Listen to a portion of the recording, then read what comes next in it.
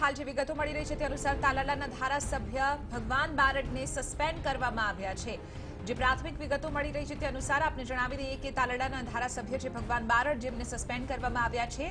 હાલ આપને જણાવી દઈએ કે તેની પાછળ આખરે કારણ શું રહ્યું છે તે આપના સુધી પહોંચાડીશું, પરંતુ જે પ્રાથમિક વિગતો મળી રહી છે તે અનુસાર તાલાલાના ધારાસભ્ય એવા ભગવાન બારડને સસ્પેન્ડ કરવામાં આવ્યા છે।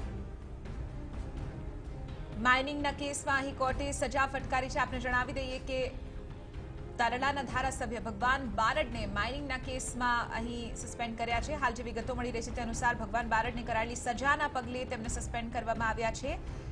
હાલ આપને જણાવી દઈએ કે જે માઇનિંગનો કેસ તેમના ઉપર ચાલી રહ્યો હતો તે સમગ્ર મામલે કોર્ટ તરફથી જે સજા મળી છે ત્યારબાદ ભગવાન બારડને અહીં સસ્પેન્ડ કરવામાં આવ્યા છે, જેઓ તાલાલાના ધારાસભ્ય છે।